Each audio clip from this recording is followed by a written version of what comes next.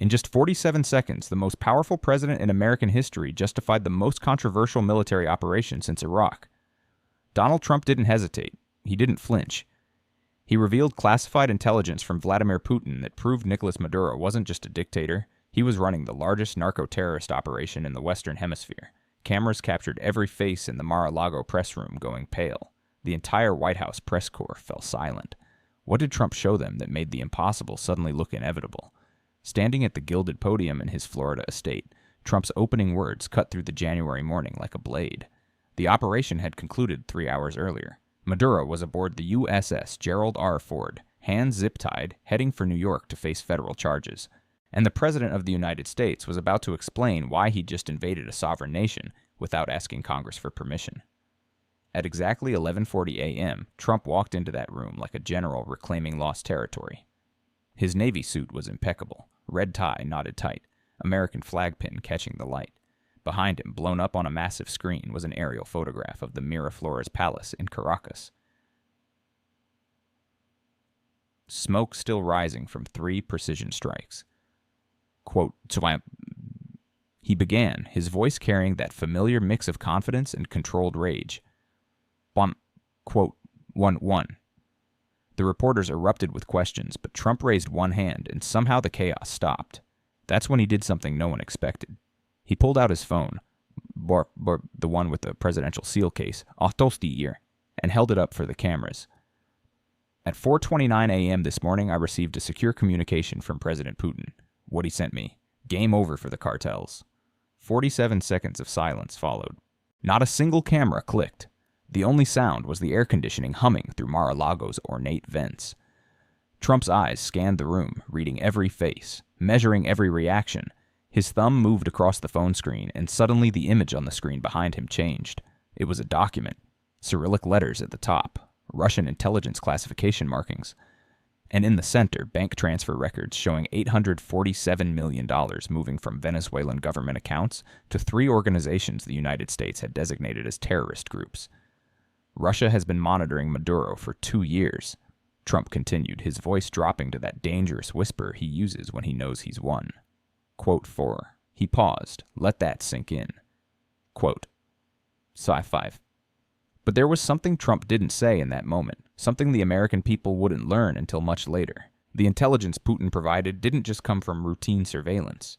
It came from something far more valuable and far more dangerous, a Russian intelligence asset embedded deep inside Maduro's inner circle, who had been feeding Moscow information for 18 months, and Putin had just burned that asset to help Trump justify an invasion. Why would Putin do that? What did he want in return? Those questions would haunt Washington for weeks. But in that moment, standing in Mar-a-Lago with the world watching, Trump looked like a president who had just pulled off the impossible. Within minutes, Truth Social exploded.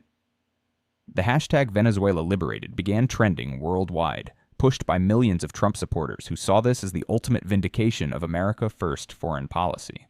But simultaneously, Resist Dictator Trump surged on X, driven by activists who saw this as the beginning of American imperialism 2.0. CNN cut into regular programming with breaking news alerts. MSNBC brought in constitutional scholars who used words like quote 6 and quote 7.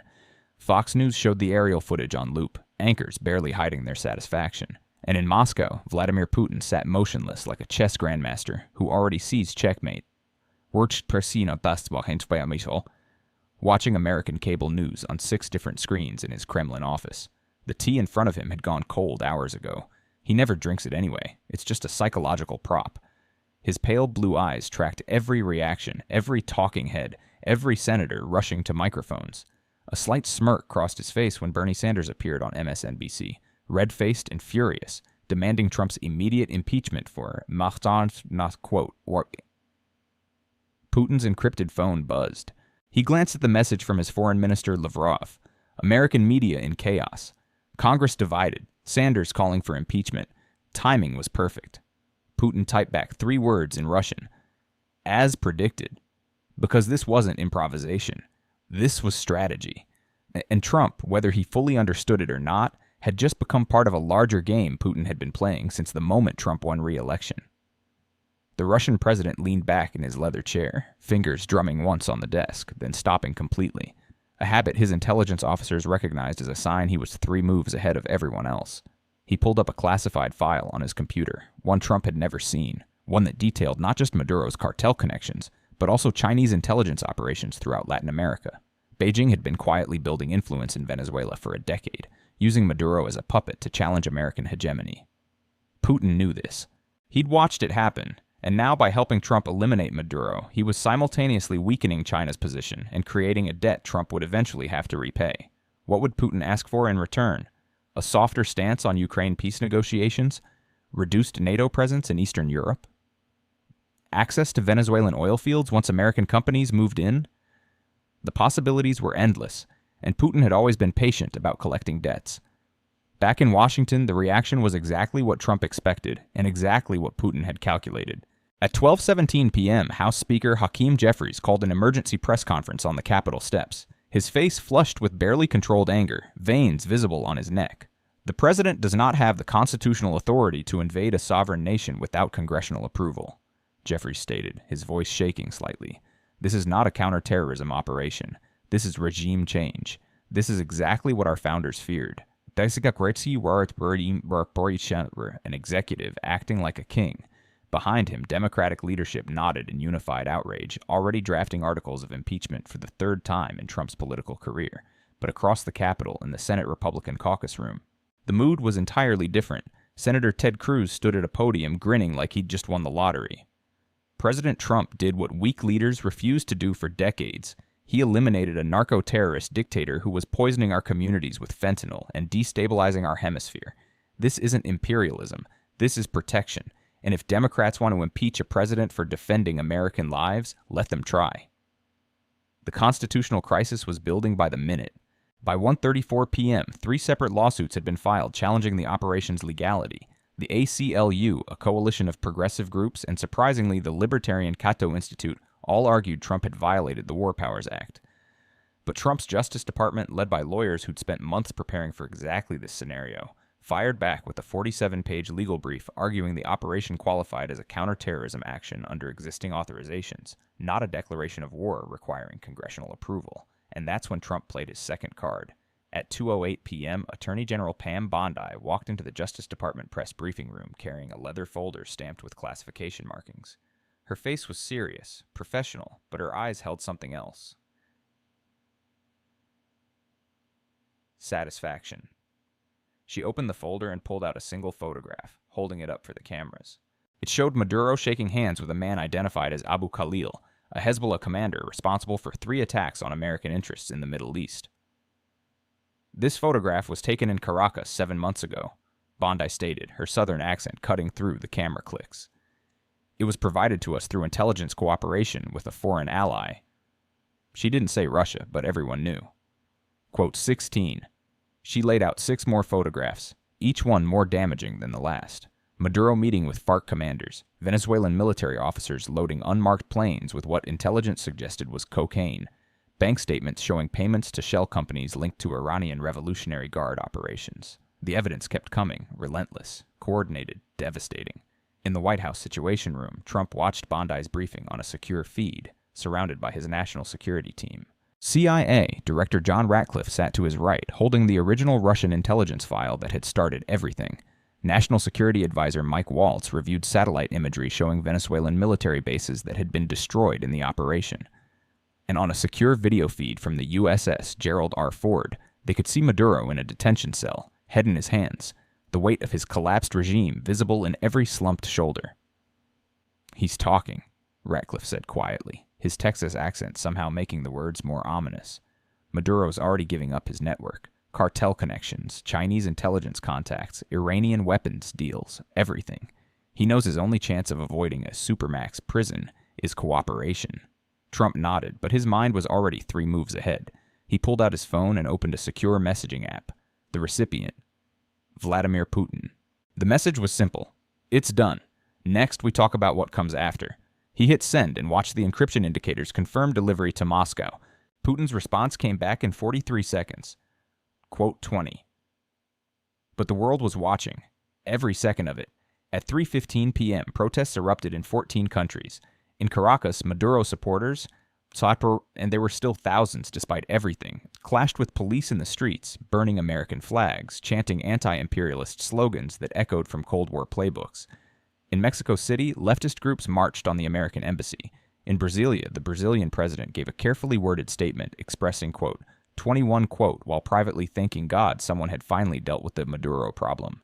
And in Beijing, the reaction was ice-cold fury. The Chinese Foreign Ministry issued a statement condemning, quote, 22, quote, but behind closed doors, Chinese President Xi Jinping was reportedly furious, not just at Trump, but at his own intelligence services who had failed to predict or prevent this.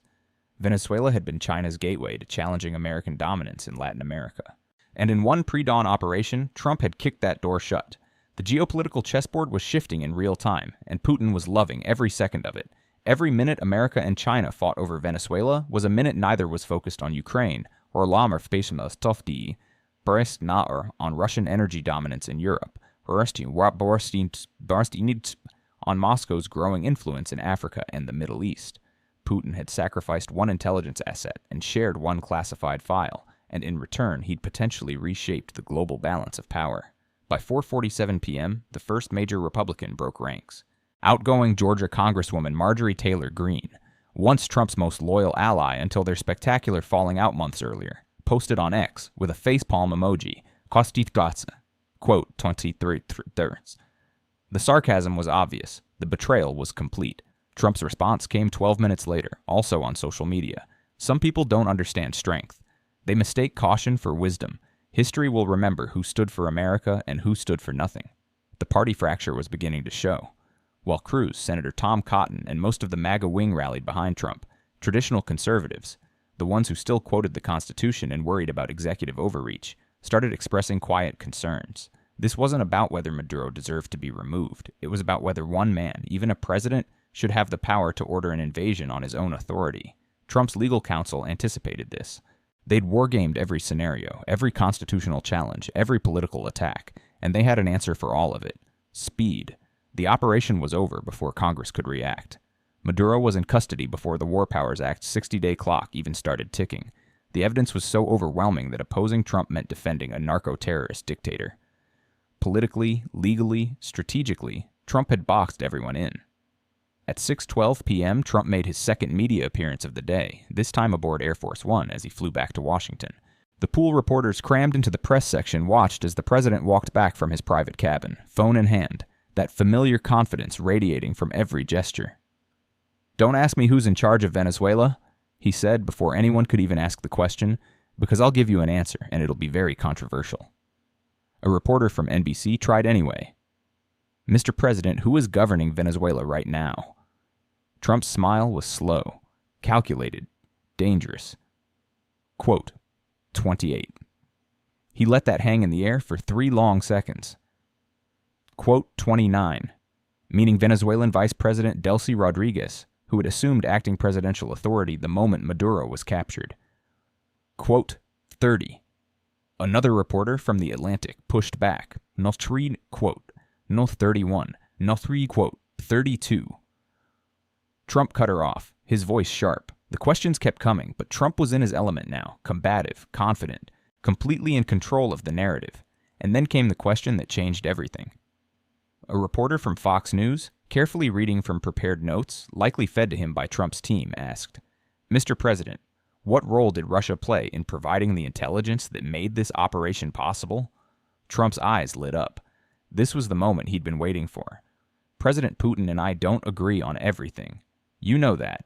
The media loves to talk about Russia, Russia, Russia, but here's what the fake news won't tell you. Putin hates narco-terrorists as much as I do.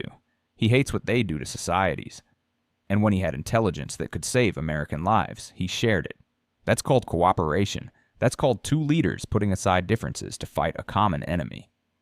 He pulled out his phone again, the same dramatic gesture from the Mar-a-Lago press conference, and showed the screen to the cameras, though no one could see the details clearly. "Right here. I've got direct communications with President Putin. We've been working on this for months. Not about Ukraine, not about NATO, about stopping the poison flowing into America. And you know what?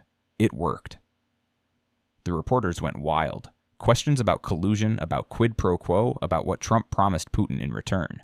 But Trump just smiled, waved them off, and walked back to his cabin. The message was delivered. The narrative was set. Trump and Putin, two strongmen who understood power, had teamed up to eliminate a mutual threat, whether Congress liked it or not, whether the media believed it or not, whether the world accepted it or not. In Moscow, Putin watched the Air Force One press gaggle on a live feed.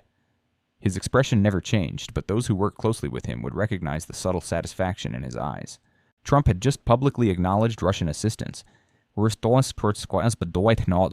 had framed their cooperation as justified and necessary, had essentially normalized the idea of the U.S. and Russia working together against common enemies. The Ukraine peace negotiations would benefit from this. The global perception of Russia as a pariah state would soften, even slightly, and Trump had done it all willingly, even eagerly. Putin's encrypted phone buzzed again. This time, the message was from his intelligence chief. Quote 37, Putin allowed himself a rare, genuine smile.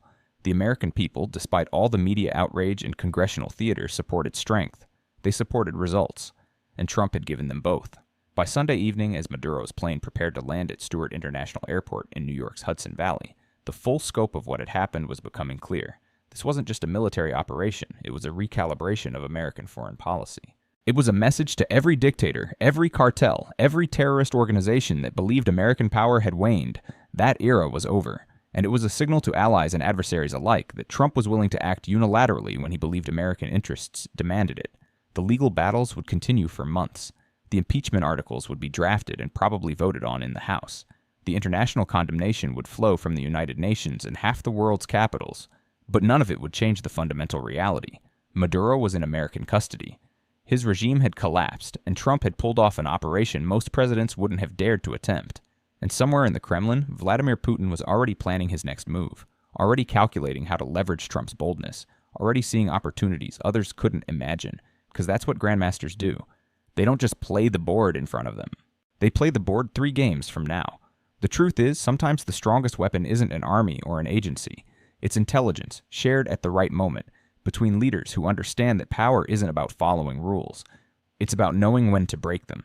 The question isn't whether Trump had the authority to invade Venezuela. The question is whether anyone could have stopped him once Putin handed him the justification he needed. What happens when 2 of the world's most powerful leaders decide the old rules don't apply anymore?